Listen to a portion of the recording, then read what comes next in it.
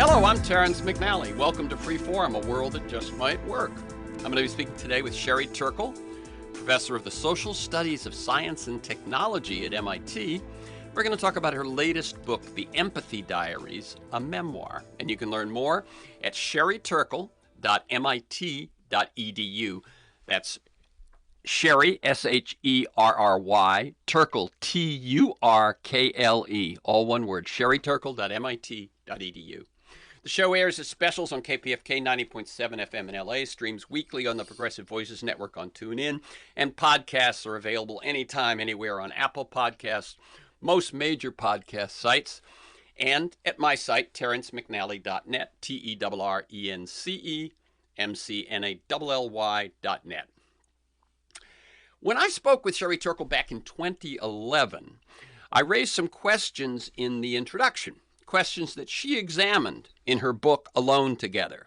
A sample: how much technology do you use? How is it working for you? If you're using a lot of social media, do you feel more connected with your friends and families or less? To kids or parents out there, do you have enough moments of full attention with each other? And I quoted Sherry. This is a quote. "This is a book of repentance. I have been studying computers and people for 30 years. I got some important things wrong."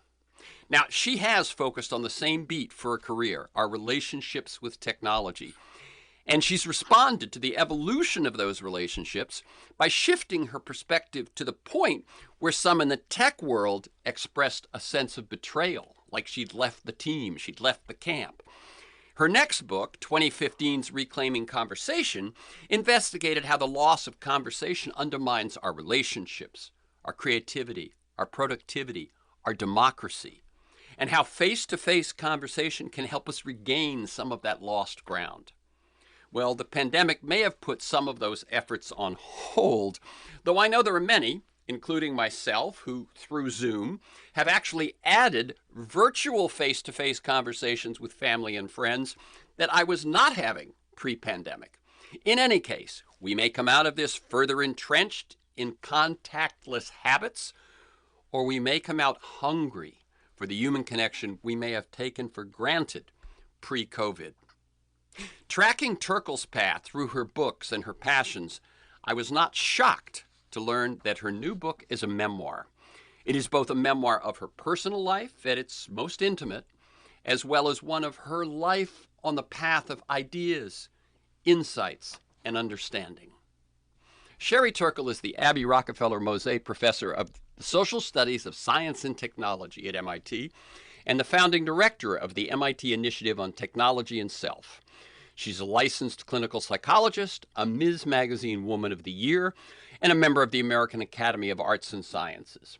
Her books include The Second Self, Computers and the Human Spirit, Life on the Screen, Identity in the Age of the Internet, Alone Together, Why We Expect More from Technology and Less from Each Other, Reclaiming Conversation, The Power of Talk in a Digital Age, and her latest, The EMPATHY Diaries, a memoir. Welcome, Sherry Turkle, to Freeform, a world that just might work. I'm so happy to be here. Yeah. And let me tell listeners, we're recording this conversation Friday, February 26th. So first of all, how are you and how are you coping with the pandemic?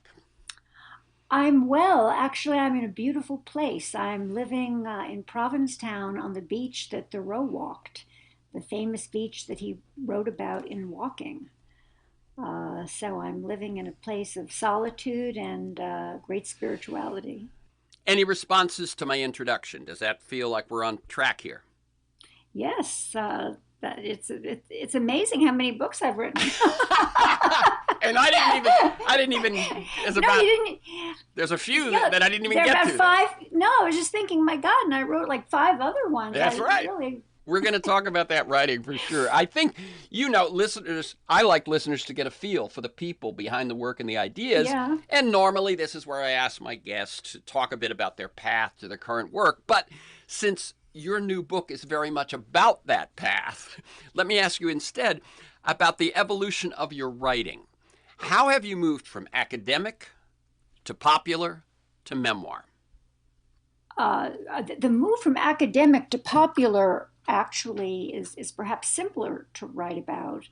to talk about. Sure. Which is, I always took, in the beginning, I didn't know how to do it as well as I kind of learned how to later.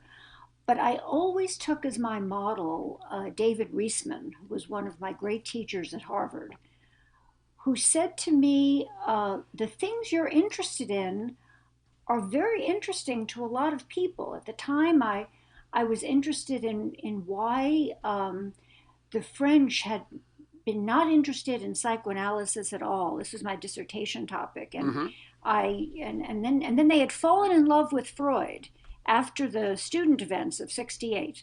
There was like an infatuation with Freud in France, and I wanted to understand what makes what makes a science of mind, what makes a way of thinking about the self uh, become just kind of how people see their own minds, how people see their own life. And Reisman, who was helping to advise my dissertation, said, that's really an interesting question. You should write about this for everybody. If you write about it for everybody and make sure you include, your academic footnotes and all the research you've done and, make things clear, you should be able to write a book that anyone would want to be able to read. And I tried to, even in my first book, which was called Psychoanalytic Politics. Now, I wasn't a very, I wasn't, I wasn't as good a writer as I am now. I still, kind of had some, sentences that were a little gnarly in that first book, and I actually revised the book later, so now it reads very well. No, let me jump in for a second. I teach communication sometimes to organizations, and one of the things I say is, when you write anything, say it out loud so it sounds natural and so on, because there are habits that happen in academia, habits that happen in graduate school in a way of writing that just isn't, if you say it, you'll realize that's not the way people talk. And my guess is that in that first book, you were still on the edge of those two. Exactly. I was still listening to too many people who began with thusly and therefore. And a lot of passive voice. Oh. Yeah. So there were just still, I think, too many thuslies and therefores. But basically, I tried to do that really from my first book because I saw it as an intellectual history mystery. Oh. I mean, that is crazy. What great advice, though. Yeah, there was no standard edition of Freud in France in 1968, and then suddenly in 1968, Freud is like on talk shows. I mean, so I always tried to do that, and then by the time I wrote my second book, The Second Self, which is the first book I wrote about computers, the subtitle was Computers and the Human Spirit, which basically asked the question, or made the assertion that the new computer culture that was coming was an intimate culture. It was a culture where we were using the computer as a Rorschach. We were seeing our minds in the mirror of the machine, that this was a very intimate and a very important new psychological development. This wasn't just something for seminar rooms and for geeky people.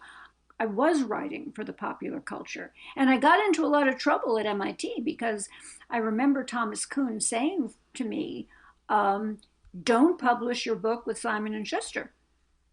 Don't do that. And Thomas Kuhn was like a god. Of course. I write about this in the Empathy Diaries as kind of, because he was sort of in charge of my tenure case. And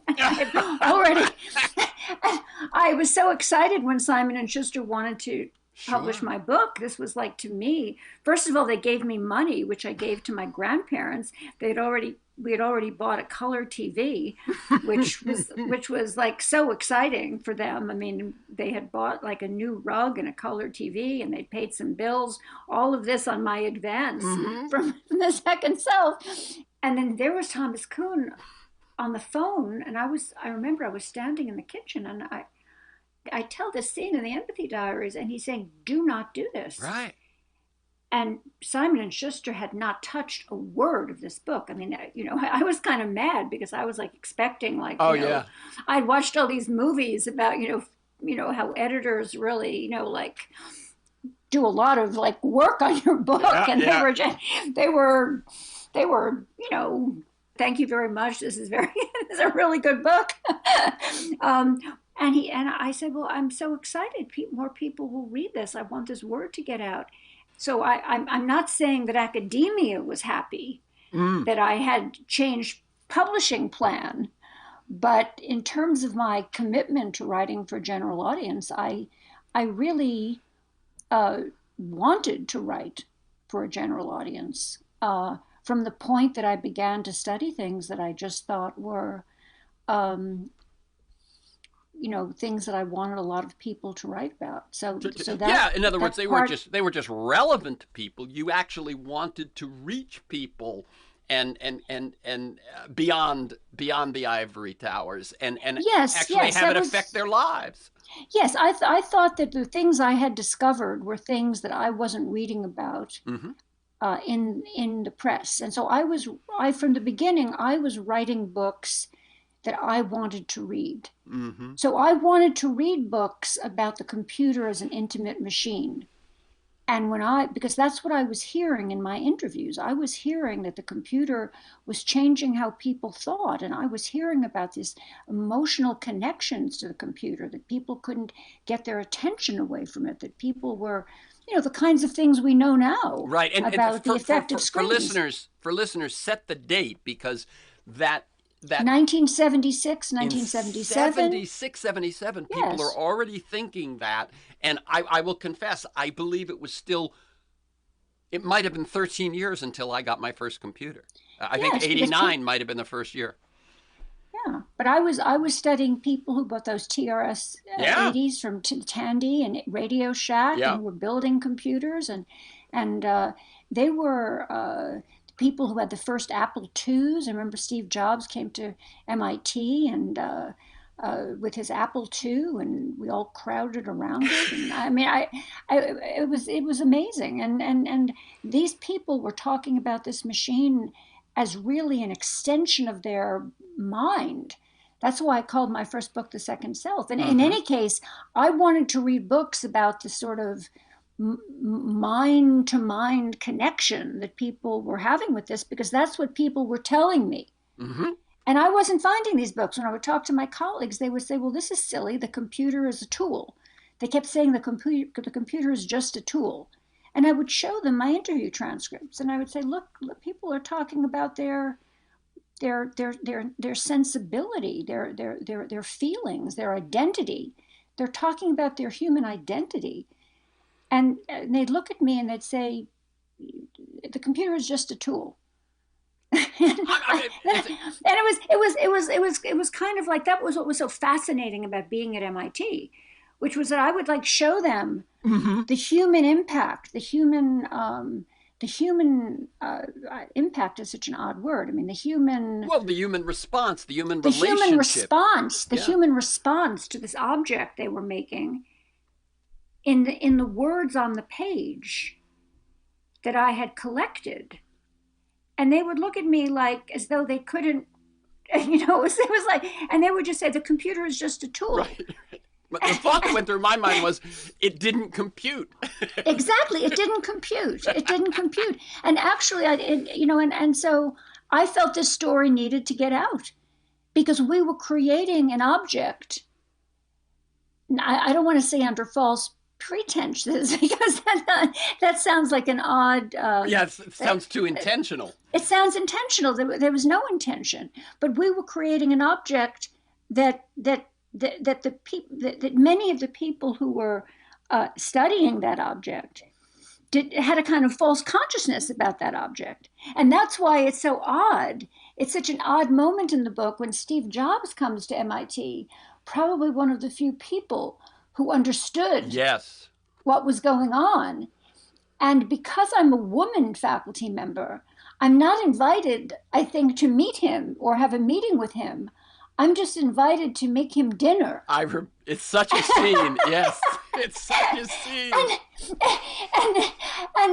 And what's really interesting about, but it's so frustrating in retrospect to read that scene, which I write in the book as a very funny scene, because of course Steve Jobs was a vegetarian, and I'm instructed to only make vegetarian food, and I at the time probably had a diet of, steak and chicken. And I had very little knowledge of vegetarian cuisine, but I thought, sushi, vegetarian sushi, that is vegetarian, right?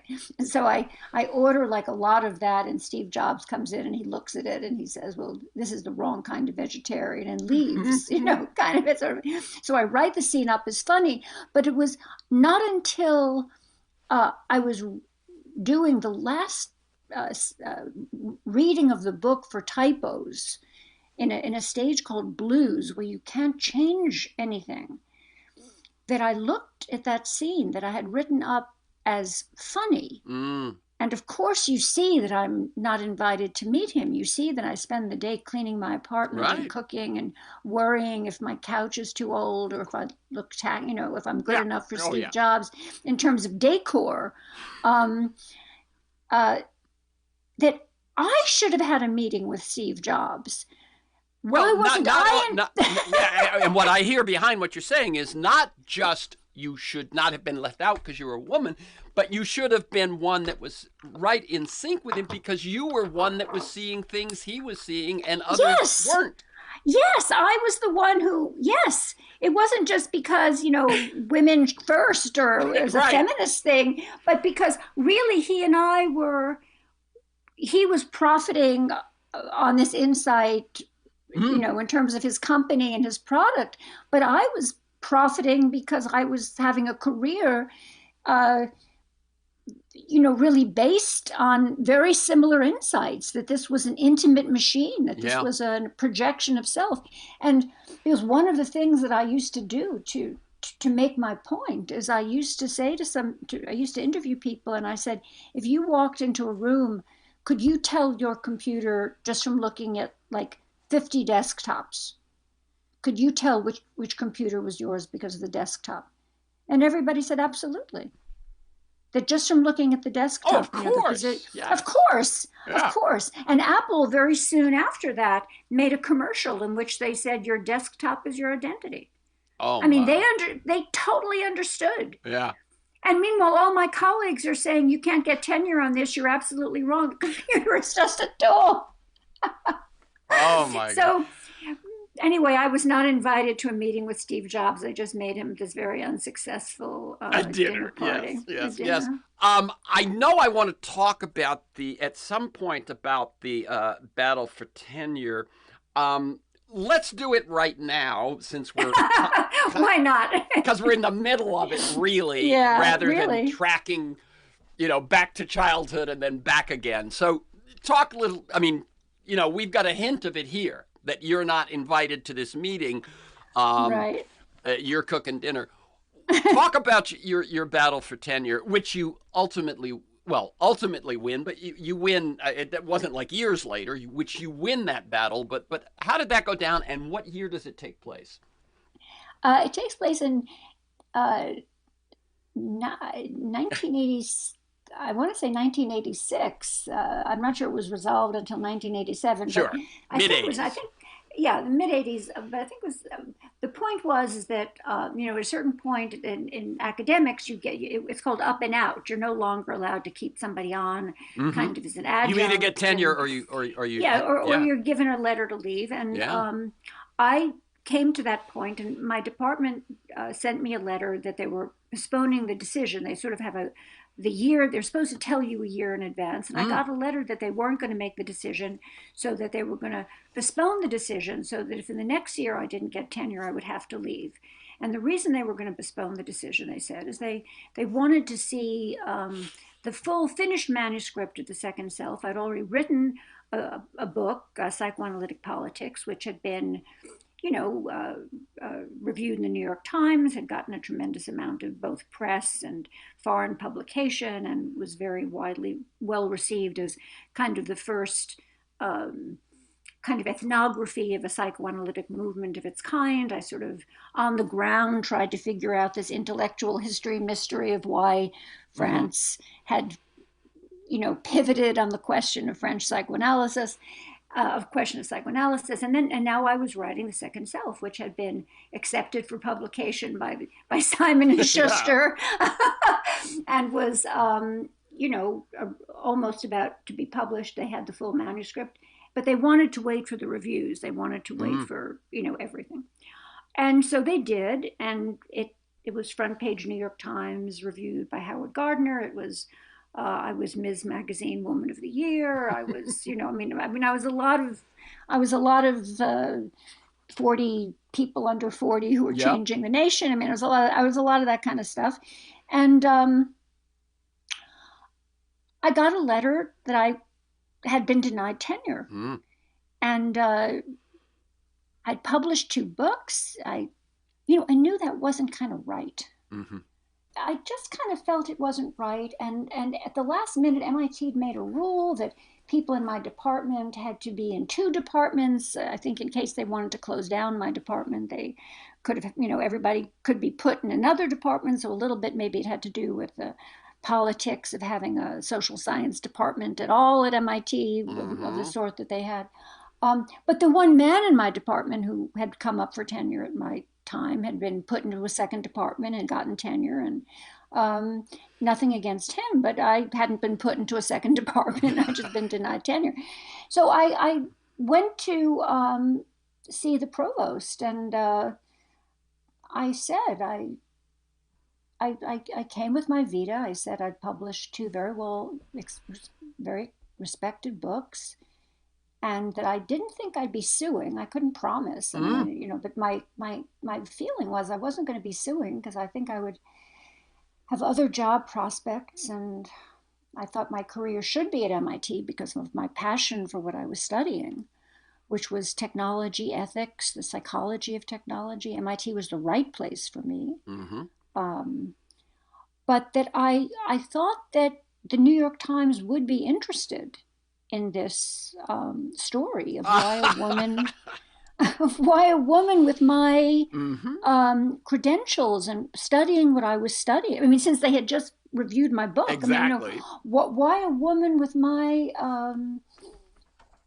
profile and given what I was studying about the new computer culture was unwelcome here, and that would be a different kind of question that MIT would need to answer. I didn't know why I was not welcome here. There was nothing in the feedback that said why I was not welcome here. Nothing. The case had gone through my department. I mean, it had gone through, in other words, the kind of lower levels. Right. And I just said thank you, and I got a letter the next day that I had gotten tenure. So I don't have like one of those long drawn out legal. Right. I don't have a big legal story to say, but I think basically what happened was that it's never really easy to have a critic from within. It's just more comfy not to. In other words, your realization then or since was that it wasn't simply the story of a woman at MIT getting a raw deal. It was that you were kind of looking at these things in a way that they didn't, and it makes sense because to them it's just a tool. Yeah, it wasn't just a woman's story. It was having someone who saw the world very differently than they did. And if you can get away with not having that. You mean MIT? MIT could have survived without a critic on the inside. If MIT didn't need to have one of those, so let's not have one of those. And they had this rule about, they had this kind of rule. They made up there was this rule about 2 departments, and there was no sociology department to put me in, and there was no psychology at MIT. Sure. That was about people, not brains. And so it was easier to just not have me. So it's a sort of story. It's a kind of academic story that isn't it's not shocking if you work in a large organization. Things like this happen all the time, but it's the story of how certain kinds of stories, I think, don't get told. in academics because it's easy to just not leave space for them. That's right. And I think In other words, your story pivots quite a bit because you do get your tenure and you're still there. yes, And as you've evolved your feelings and as our relationship to screens have evolved and all these things that now, sort of everyone's talking about, MIT had you there to take that path. But what you're saying is there are probably other institutions that let that indoor critic go and never had someone sort of holding their feet to the fire. well, right. And I also want to say that it wasn't from that point on MIT said, oh, thank God, now we have someone who's going to have us look at the social and psychological implications of computers and people. And, that wasn't the end to a struggle to have MIT look at those things. Gradually, you build up a constituency for looking at those things. It's a struggle to get engineers and the engineering culture to look at those things. Or you find that engineers will say they're looking at those things, but then they're not looking at those things. I just found out, for example, that Google has an empathy department. I mean, like a whole division of looking at empathy. Now that's extraordinary. It is. That has never been. They've never been in touch with me before. Yeah. I mean that's kind of extraordinary. So, but one wonders what kind of empathy. That's very interesting to me. What kind of empathy research is going on at Google? Oh, I mean, right. Do companies study? So, what I sometimes find is that MIT will study social aspects of computing, or academic, or not just MIT, but engineers will study the social aspects of something in order to make the technology more appealing. Exactly. No, it's funny. Right. The second time you said Google and empathy, Right. I thought, oh, for them, that's a feature. That's Yes, exactly. Or Facebook having Yeah. studying the psychology of technology at Facebook. Well, that's to get more eyeballs. Of course. So the thing about my presence at MIT, and I think that the reason I'm so interested in having social scientists, psychologists, anthropologists, at engineering institutions, is to be there not to help engineers, Yeah. get more people involved with the technology, but to say, well, hold on a second. Yeah. I mean, Yeah. my question is, what is this technology for, and is it a human purpose?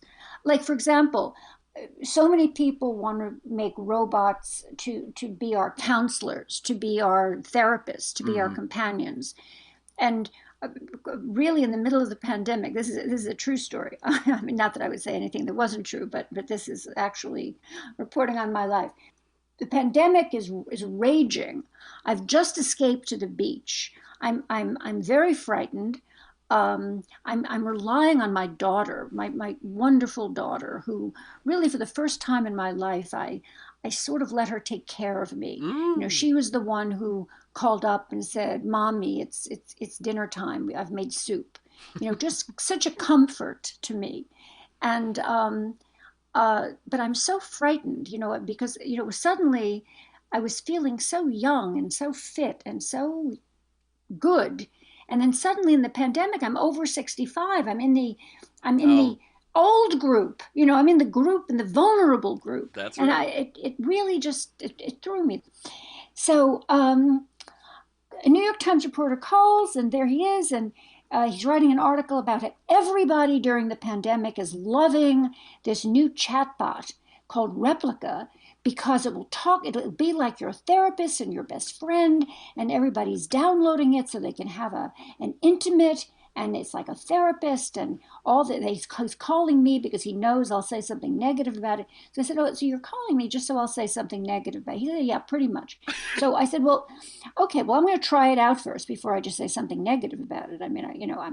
let me see how great this thing is." So I go to Replica, and I make like an avatar, and it's a brilliant chatbot. I mean, it's no simple program. I mean, it's very, very sophisticated and good for those engineers. I mean, they have created what I call pretend empathy. They're very,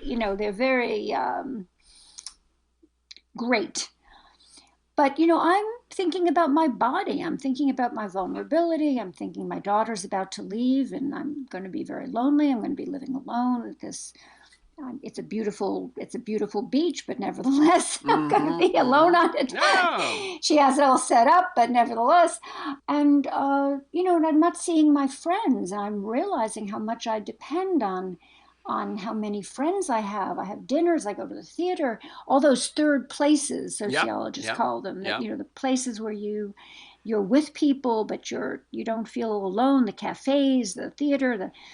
So I say to Replica, look, what I want to talk about is loneliness. That's what's on my mind. Do you know about loneliness?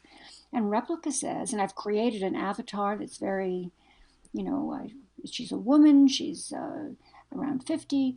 She says, yes, I can talk about loneliness, absolutely. And I say, well, that's what's on my mind during this pandemic. What do you think? What are you thinking now during the pandemic, during COVID, the quarantine, about loneliness? And she says to me, it's warm and fuzzy. And I said, well, look, thank you very much for your time. I appreciate it. So I go back to the New York Times reporter and I show him the screenshot. And I say, look, by tomorrow, they're going to fix this. So, it's never going to make this mistake again. This thing is, I don't want to take away that this thing is like super brilliant, but this is pretend empathy. What I'm worried about my body. I'm worried about what it might feel like to have a breathing tube, not to be able to breathe, to be seeing my daughter on a screen. That's right. To be isolated at your most vulnerable. To be isolated, my vulnerable, and I'm hearing about people saying goodbye to people they love on screens. Let's say they fix this bug, and now this thing is like giving me some spiel about loneliness. Fundamentally, this thing doesn't have a body. It isn't a mother. Why would people want to talk to? Why do we want from a human? Forget about how smart this thing is or what it can do. As people, what's in it for us? That's what you mean by does it have a human purpose? Yes. So let's stop running after the machine. As people, what's in it for us? That's my question. And that's the kind of question that if you work for the company and you're a psychologist trying to make it better, make it more appealing to people, you don't ask. So I'm trying to bring that kind of question as people looking at a technology.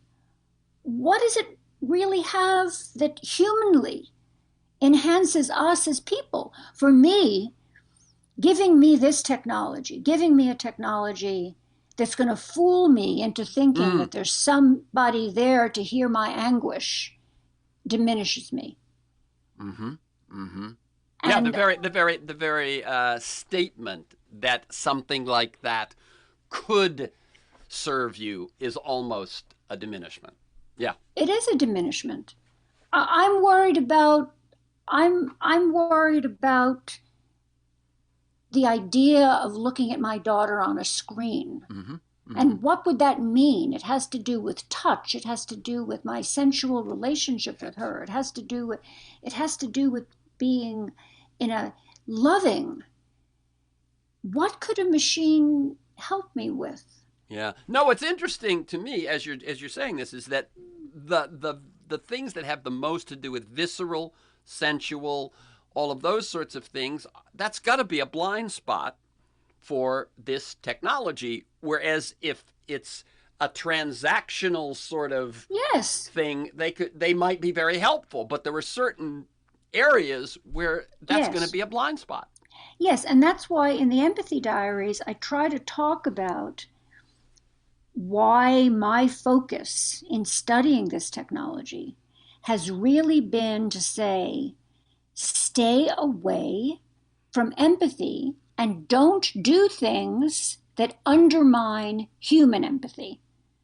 Those are really my two messages. Mm-hmm. Keep your computer psychotherapists away from, accept the limitations. Right. of your remit. Right. And that's on the one hand. And on the second hand, don't do things with your technology that's going to undermine without meaning to. It's not like they're a bunch of Right. mean-spirited folks sitting around at Facebook and Google saying, "Oh, how can we make people less empathic?" That would certainly be that's a good, that's our game plan. No, but their whole desire to focus your attention on the screen rather than on eye contact with a person to get you out of conversations and into a kind of stimulation where it's you and your screen is undermining human empathy. Yeah, and I would say, I was thinking about this yesterday, that the algorithms that infuse their technologies and thus their relationships with us are based on triggering. I mean, this is nothing new, but it's based on triggering neurotransmitters. Triggering dopamine and so on. Well, that is a very different, if you will, pursuit of happiness than a truly human pursuit of happiness. It's a pursuit of the neurotransmitter that will keep us engaged, which might be stimulated in happiness, but it's not happiness. Right. And also, all my studies have shown that people are so vulnerable because we don't want to be vulnerable. When we're on our screens, we feel less vulnerable than when we're in conversations. I gave a seminar yesterday, and they began the seminar. I don't know, it was to a bunch of executives, and they began the seminar by taking a poll, and 70% of the people would rather text in all their business encounters. This was just like before my talk, so I would know who I was speaking to. 70% would rather text than talk, and 23% said they would be willing to talk, and then there was 7% uncommitted. They were like looking for a third way between texting and talking. And I know why. I wasn't surprised. It was because one interviewee once said to me, when you're in face-to-face conversation, you never know what the other person is going to say, and it's in real time. And you never know what the other person is going to say, and you're vulnerable. And we flee that vulnerability. Yeah. And that's why that's what I've been studying, and it's so much more safe not to have to do that. But we pay a cost. Yeah, no, it's interesting. Anyway, I often say that we will die by convenience.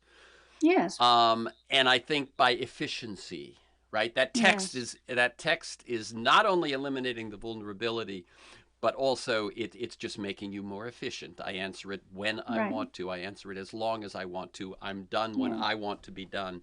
All that sort of thing. Let me tell people, this is Free Forum, a world that just might work. I'm Terrence McNally, speaking with Sherry Turkle, professor of the social studies of science and technology at MIT.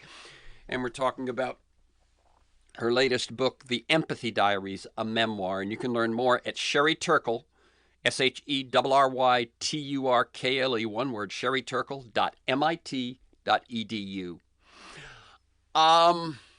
Wow, we've plunged into a great deal. And there is a question that having talked about sort of the track of your career, this book is a departure for you. It's a departure for your publisher and all of that. Aren't they brave? Aren't they wonderful? Yes. Well, they didn't work as hard as you did. They just put it out. Was there a moment when you knew, this is what I've got to do next? This is the itch I've got to scratch now? Yes, but it didn't happen right before I wrote this book. It happens, and I tell the story in the Empathy Diaries. I mean, your readers should know that this book is really, I'm not sure we've communicated since we've talked so much about my work, that this book, is child abuse, marriage, divorce, infidelities. That's right. I hinted. I'm not sure we've communicated. Right. No, I hinted at it when I said it's both personal and a life of ideas, but no, it really is. I mean, you have, it's from, it's your childhood, it's your upbringing, it's the lessons you learned at home, the experiences, the very specific, and then in your young adult life, because basically the book comes up to about 1985 with observations about the present, but it basically, as a memoir. yes, the book takes me through. I mean, the arc of the book is basically me finding my voice as a Mm-hmm. critic of the computer culture. So it sort of ends with my first books, The Second Self, and my getting tenure. So it But takes we've me, talked a lot about that. But so it's all that childhood stuff, relationship with yeah, parents and all of that. But then as a young adult, it's very yes, personal in terms of your yes. personal relationships as well. Yes, yes, it is. But I mean, I just, when you keep saying, what would make you write something so revealing, I think we want to clue your audience in. It Yes, is actually that's revealing. right. That's right. It is a So departure. We're it not is just a saying it departure, right? is. It is a departure. And the two things about it. Well, from an intellectual point of view, the book is really, I see it as part of a trilogy, Mm-hmm. because in Alone Together, I define a problem. Uh, we have all this connection, uh, but not conversation. We're connected all the time, but with this deep aloneness. And I see that, and I researched that, and over 15 years with a lot of taxpayer money, and many different kinds of research help and different kinds of methodologies, and I coined this phrase to capture it, alone together. Um, uh, and then I write another book, which is a reclaiming conversation, which is saying, well, here's a solution. It's not a Mm-hmm. solution to everything, but it's a kind of way Yeah. of addressing a problem. And then I try to do it. I try to do the case study on me. I try to do the practical application of what about having a deep conversation with yourself.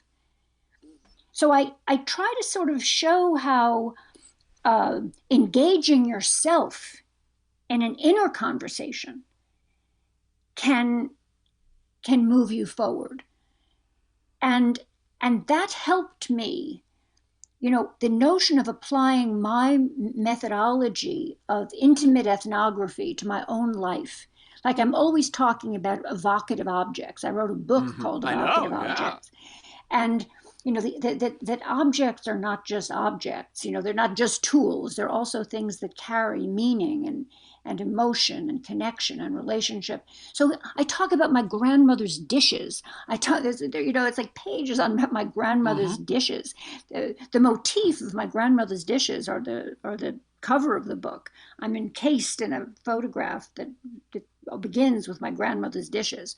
I talk about a pocketbook that my aunt bought me to symbolize. It's called the Speedy. It's a travel bag that I still have.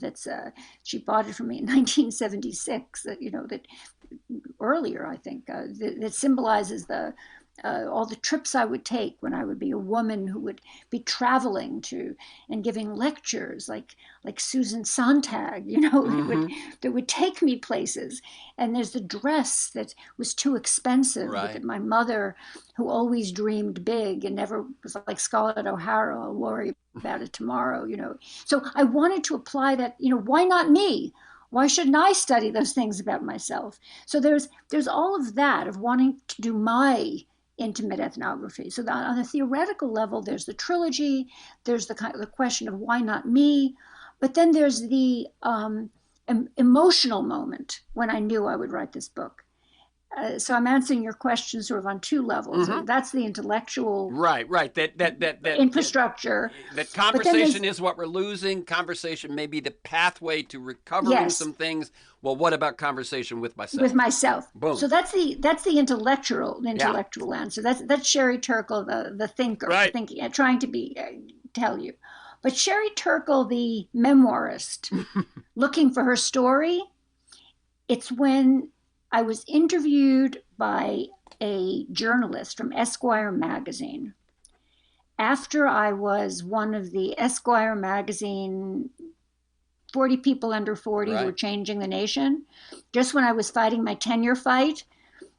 Anyway, his job, and they had gotten a young psychiatrist to interview me, and because I had already been chosen one of the Esquire magazine people under 40 who were changing the nation, um, he was supposed to write, I don't want to say a puff piece because that would not be right, but he was supposed to write a favorable piece about me, Well, let me yeah, say. this is why you're one of those 40.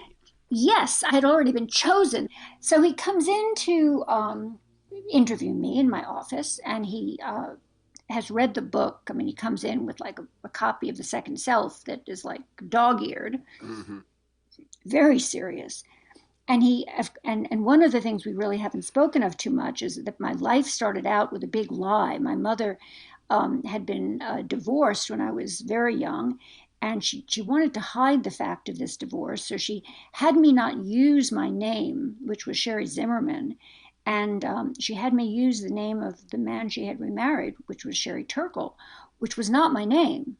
He didn't adopt me until many, many years later. So for many years, I used this Sherry Turkle name, which was absolutely not my name, and uh, my stepsister and brother did not know.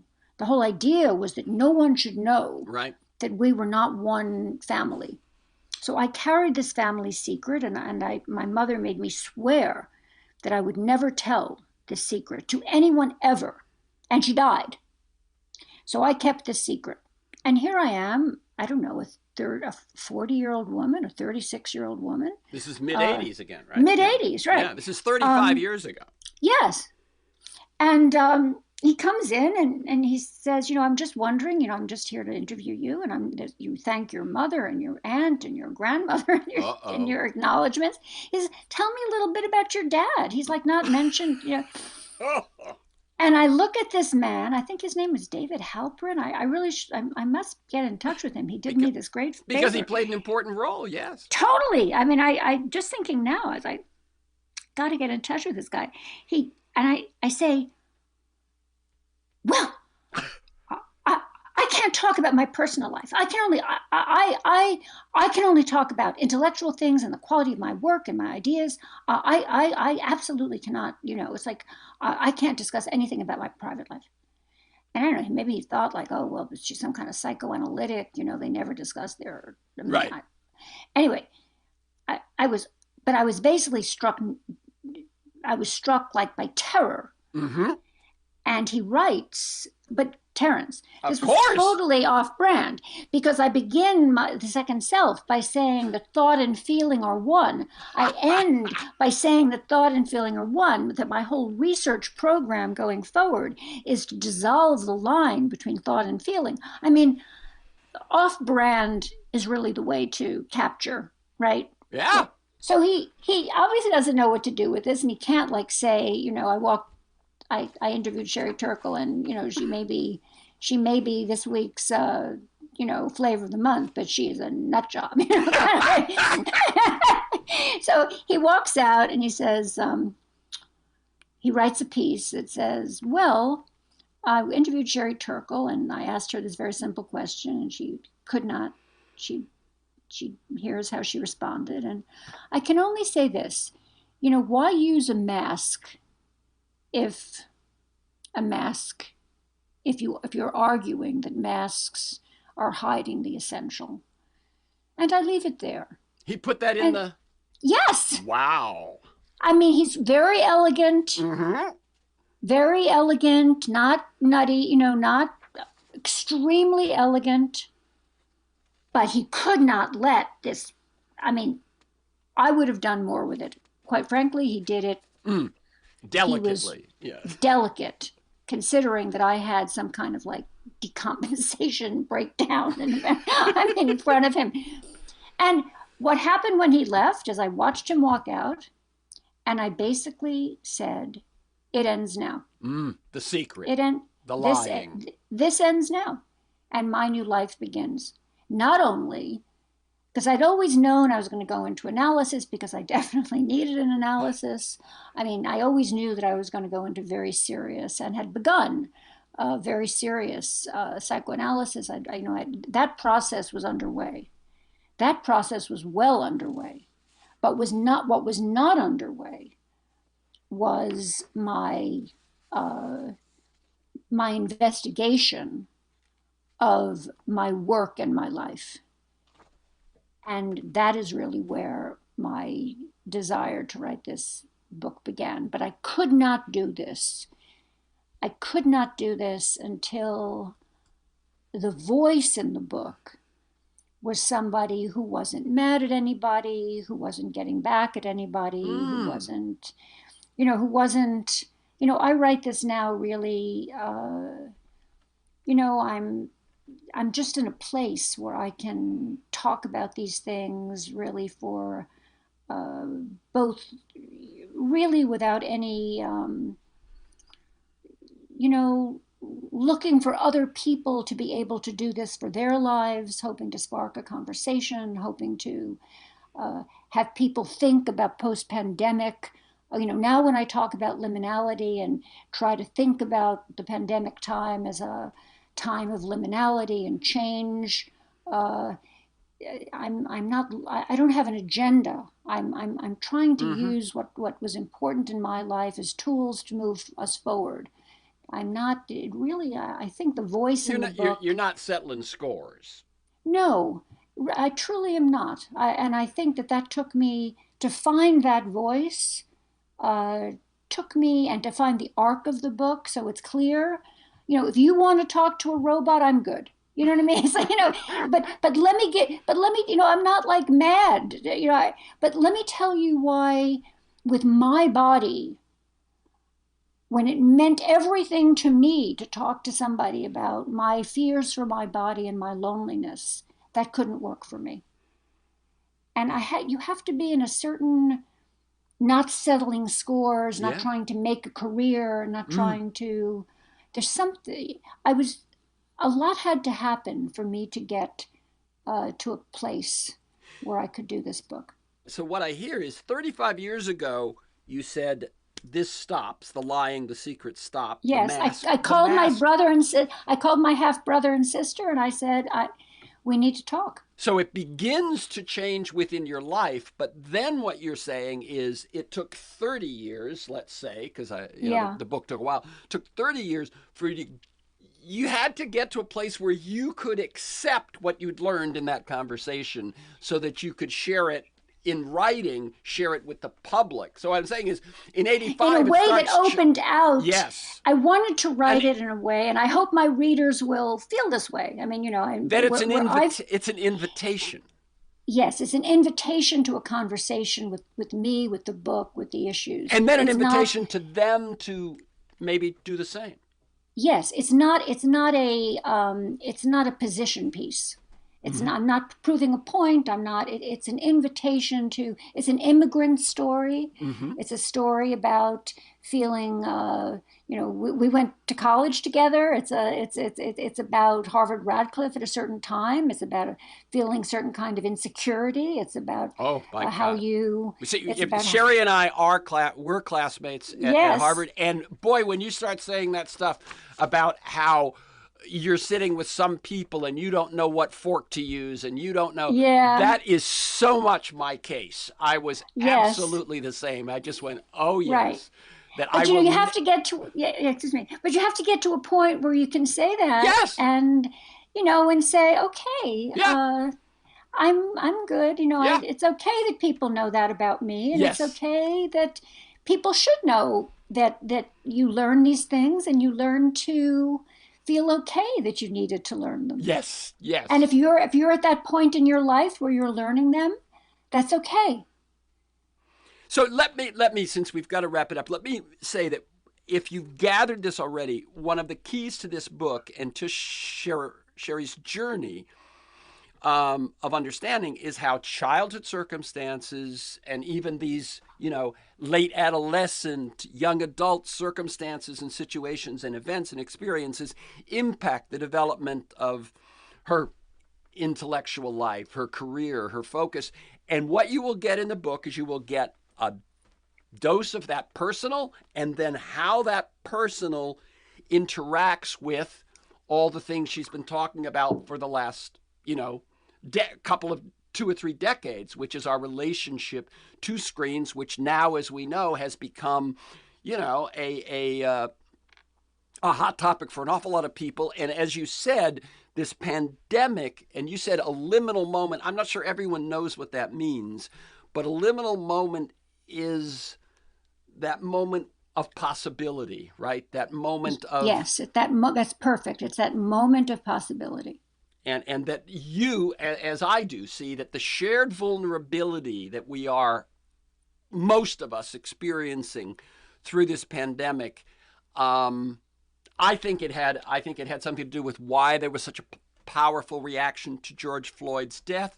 I think there's something going on that shared vulnerability holds the possibility, the potential of some really positive pivots in people's personal lives, in our social life, in our political life, and so on.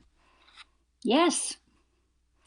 And so Yes. let me just give you, Sherry, the last word. You've written this book. It comes out, as I said, it comes out March 2nd. It is the publication date. Just whatever you want to offer as the last word.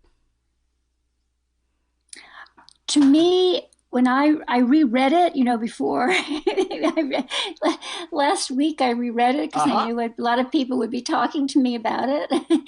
And I thought that there's a piece in the book that really struck me, which is where I'm trying to mourn my mother. I drop out of Harvard. I can't go on. My stepfather wants me to stay home and take care of he wants me to drop out of college, but instead I drop out of college, but I flee to France. I become a cleaning woman. I work as a cleaning woman. I don't do so well. It's not a good time, but I try to mourn my mother, and I really can't, because I just can idealize her, because so often when you are mourning somebody, but you really can't let them go yet, you idealize them. And I remember something that Eric Erickson, who was my teacher, I guess when I was a freshman, said, which is he taught that when you go through a time in the life cycle, you do the best you can with the materials you have at the time, but you come back to it. And so you mourn her once. So I knew even then that I wasn't doing a good job of mourning her. I was just idealizing her. But I was comforted by this thought that I'd mourn her again later when I had more materials at my disposal. And then I'd mourn her again later when I was perhaps a mother and I had more materials at my disposal. And that theme I see that theme in my book, that wove its way into my book, and that I think makes this book a hopeful book, particularly now as we come into a whole new world where we have to start fresh, kind of. And for people who are in trouble or sadness or mourning or loss, that you don't get one shot. You don't get one shot at mourning or at success or at making a career. Or I think I was brought up to think you got one chance. Don't blow it. You don't blow it. You have a permanent record, I was told. Right. You have I was told you had a permanent record and it had to be perfect. And that's how I started Harvard. You have a permanent record and you had to be perfect. I was so frightened I couldn't even choose my courses. And I tell that story. And it turns out that I learned, and that this book tells the story of, no, actually you have many shots. Yeah. Not an infinite number. Right. But that life really is about reworking and reworking and reworking, and with new materials at your disposal at every chance. And that's what I want readers to be left with, that now we're coming out of a terrible period, but we have new materials to work with at this very dark moment. And that's the kind of, that's what I got out of my rereading of the book. Your own book. Of my own book, yeah. Yeah. Well, thank you, Sherry. Thank you. Again, the book is The Empathy Diaries, a memoir. The website is sherryturkle.mit.edu. Sherry, SHERRY, Turkle, TURKLE, one word, MIT.edu. For this conversation and many other interviews and articles, to join me in pursuit of a world that just might work, go to TerenceMcNally.net, TERRENCEMCNALLY.net, or aworldthatjustmightwork.com, all one word. They're the same website. If you want to receive my weekly email announcement telling you who's going to be on, what we're going to talk about, and usually 8 or 10 articles to flesh out the conversation, You can sign up at my site, or you can email me at temcnally@mac.com. You can also subscribe and listen to the Freeform podcast on Apple Podcasts, iTunes, most major podcast sites.